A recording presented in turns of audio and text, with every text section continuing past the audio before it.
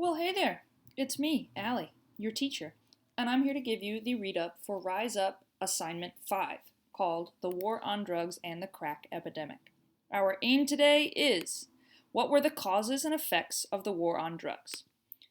So let's read through the instructions and then I'll read through the articles and the questions you are supposed to answer.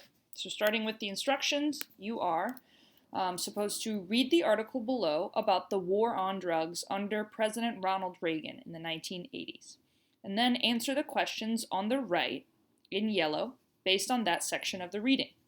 Your answer should be, first of all, based on what you read in the text. I highlighted text in yellow to help you find the specific answer to the question, so you can focus mostly on the yellow text, but do read the whole thing so that you have context. And then your answer should also be in your own words, not copied directly from the text, but rewritten in your own way. And 1 to 2 full sentences. I will give you bonus points if you connect what you read to other topics we have recently learned about. It can be the Southern Strategy or dog whistle politics, Nixon's law and order policy, Reaganomics, or the prison system and slavery. And if you want to do extra annotations like that, you can just type them on the side here.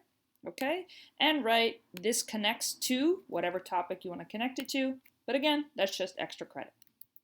So let's go ahead and read the document together. I'm going to read the question for each section first and then go through and read the text. So the question for the first section is, why did President Reagan declare the war on drugs? And there's a sentence starter here that you can use. Reagan declared the war on drugs because, and then you can fill in the rest. So let's start reading this article together about the war on drugs. At the time President Ronald Reagan declared a war on drugs in 1982, drug crime was on the decline, or decreasing, lowering. So why would he declare an all-out war on drugs at a time when drug crime is actually declining or going down, not on the rise? Well, from the outset or beginning, the war on drugs had much less to do with concern about drug abuse and drug addiction, and much more to do with politics, including racial or race-based politics. Here's the highlighted section you can really get your answer from.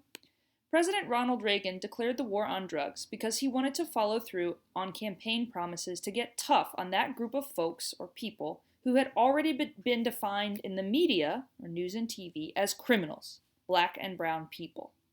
He followed through on that promise by declaring a drug war.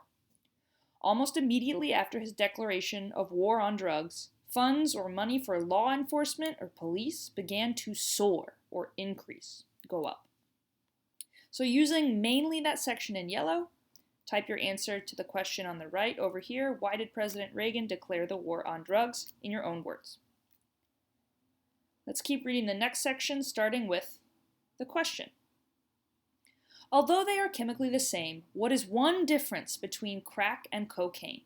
Hint, who uses each? What are the punishments for each? And then there's another sentence starter you can use. One difference is.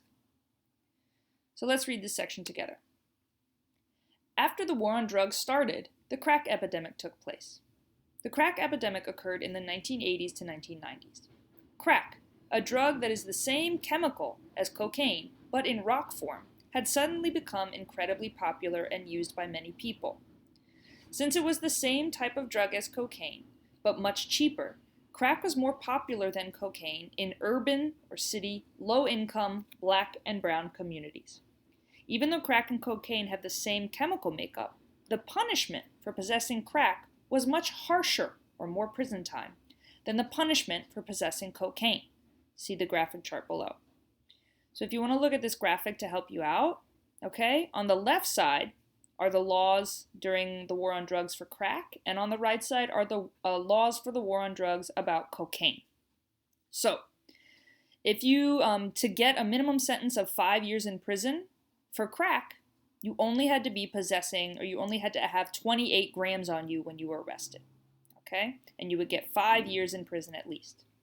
For cocaine, if you had to have 500 grams of cocaine before you would get 5 years in prison, okay? So it was a lot easier to get more jail time for crack than it was for cocaine. Now, if you look at the percentage of what types of people use each drug, right? This orange represents black people, green represents white, and gray represents Hispanic.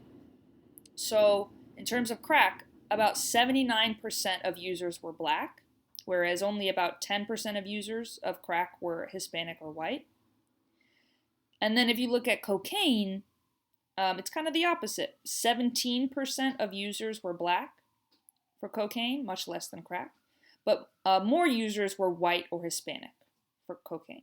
Okay, so using the graphic or the text here, answer the question on the right. What is one difference between crack and cocaine?